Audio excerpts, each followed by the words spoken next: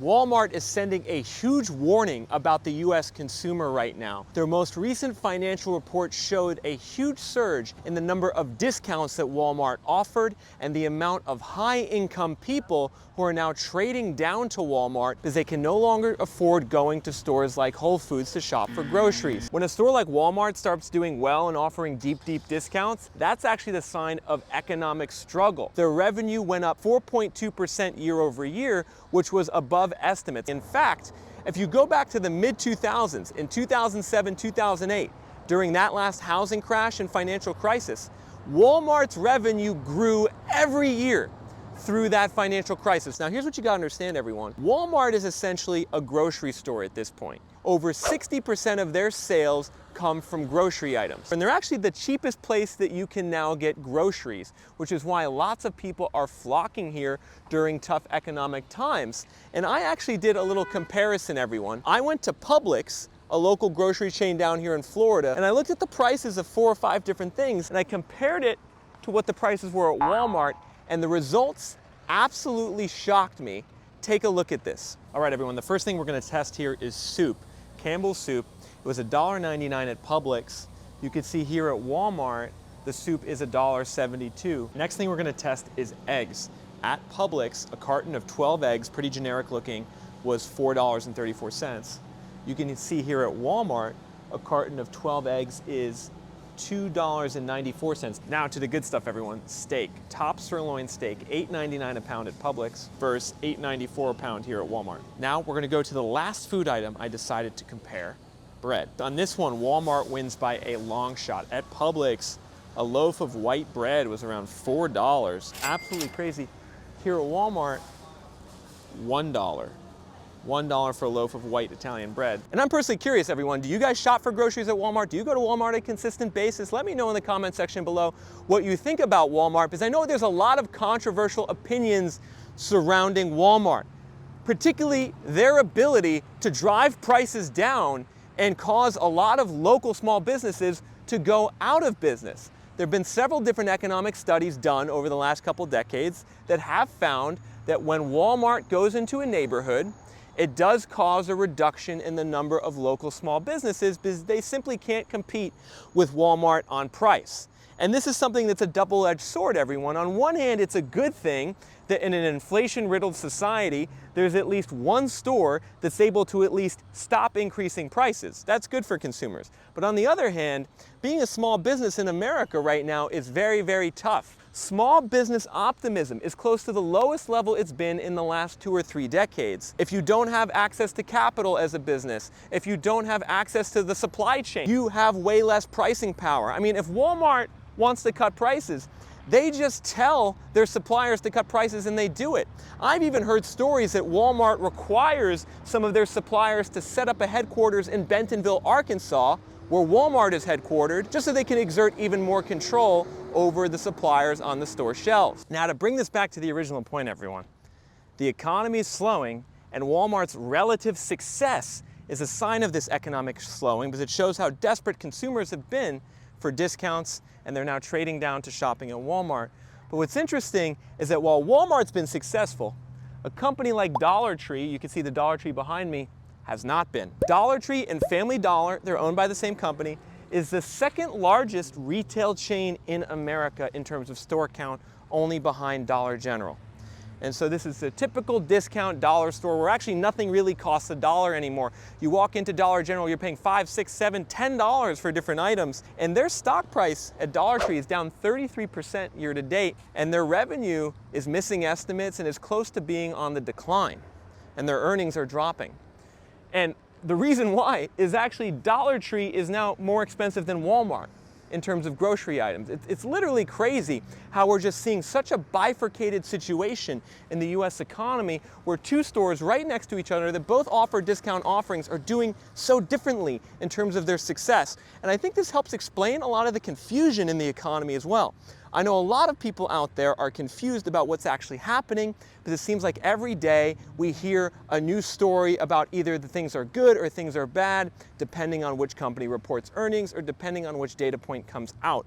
But I think the thing to take away here is that consumers in America are most definitely struggling. Consumer sentiment is at a very low level. Outside of the pandemic inflation of 2022, this is the lowest consumer sentiment since the 2008 crash. At the same point, consumer savings rates are at the lowest level since right before the 2008 crash, while credit card delinquencies have now spiked to the highest level since the beginning of the 2008 crash. You keep hearing the parallels with 2008. The consumer is weakening in a very similar way, and eventually a broader increase in the unemployment rate, everyone. We've already seen unemployment go up from 3.4 to 4.3% over the last year. That's likely to increase higher into the future because historically, once unemployment gains a certain momentum, it tends to then skyrocket at a certain point. This is a self-fulfilling prophecy. Consumers spend less money, then there's more layoffs, which means consumers spend less money, and then there's more layoffs. So if you're someone trying to peg the odds of if we're going to go into a recession or not, look at these data points and understand that that does seem to still be the direction we're heading.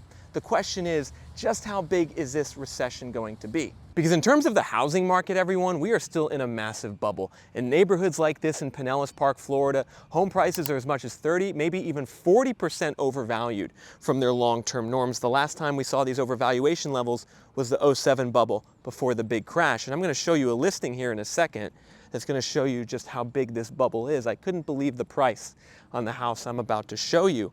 But I want you folks to first understand why this data on Walmart is relevant, right? The fact that Walmart is showing you that it's not only low-income consumers that are struggling, it's middle to higher income consumers now that are also really having to start to budget and dial back their spending. That's how bad the inflation of the last 3 years have become, particularly for grocery prices. Everyone, groceries are up 20% the last 3 years. Rent down here in Florida is up 25% the last 3 years. And even though the prices of some of these things are starting to go down now, the absolute level is still way too high relative to the local income and wages. And ultimately, it's the local income and wages that matter most in terms of dictating affordability and stability in the local economy and housing market. And the problem here in Florida is that the cost of everything just went way up, way past wages, way past incomes. This is a service-based economy down here. You can see I'm right next to a mobile home park where, you know, there's actually a lot of mobile home parks in Florida. You see them kind of interspersed with, you know, regular neighborhoods with homes on foundations. You know, it's a situation where a lot of people just can't afford to live here anymore, and a lot of people are being forced to leave, unfortunately, because of that, and go to states like Alabama where it's more affordable. And this is why, everyone, houses like this. It's a 2-bed, 1-bath, 1,100 square feet, on the market for $310,000. That's around $280 a foot for a house that I can guarantee you at the bottom of the last crash probably didn't sell for more than $50,000 or $60,000. So the prices since the bottom of the last crash, they've gone up 500%, 600% in neighborhoods like this. And as long as you still see listings like this in your area, you still know that there is a bubble absolutely raging right now. The prices here in Florida have started to come down. Median list prices are down 5, 6, 7% from peak. However, that's not enough. That's not enough to bring buyers back in. People can't afford it. You go next door, looks like we got a vacant abandoned home next door. So $310,000 to be next to a vacant abandoned home in Pinellas Park.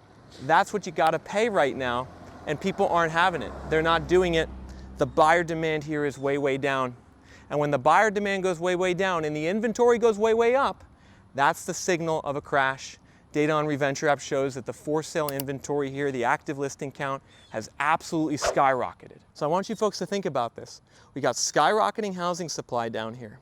We have prices which are dropping but are still very overvalued, mixed with concerning economic warnings coming from companies like Walmart, Home Depot, McDonald's, and Starbucks. However, it's important that you understand what this actually signals about the economy. Because there's a lot of people who got this earnings report from Walmart wrong. They thought it was a positive sign for the economy. They said, what recession? There is no recession. Walmart's doing really, really well. No, folks. When Walmart does well, it means the rest of the economy is struggling. In fact, if you go back to the mid-2000s, in 2007, 2008, during that last housing crash and financial crisis, Walmart's revenue grew every year through that financial crisis. Walmart never had a decline in revenue during that period, whereas a company like Home Depot, who I talked about last week, Home Depot saw an 18% decline in revenue during the last crash. And so we're actually seeing some of the same things play out this time that we saw 15 years ago. Walmart being resilient due to their discounting and low prices, Home Depot struggling due to their exposure to the housing market. That suggests that a crash is around the corner. One data point I'm actually really interested in right now is a data point called salary needed to afford a house. We just added this data point to ReVenture app, and it shows you for every zip code in America how much money you need to make to afford a house in that zip code based on the mortgage and tax payments at a 30% cost ratio. So you can see down here in St. Petersburg, Florida, there's big differences in salary needed to afford a house. Certain zip codes where you can make $78,000 and still qualify. Other zip codes where you got to make over 200 grand just to get in the door. This is going to be one of the best ways to understand if you're a buyer looking in a new city or looking in your area trying to find some new places to buy where you can afford the homes. Of course, make sure to combine that data point with the overvaluation rate so you also know the downside on prices. If you buy right now, head to www.reventure.app to access that under a premium plan. The cost is $39 a month, ultimately a very affordable price for having peace of mind about the direction of your housing market with the data.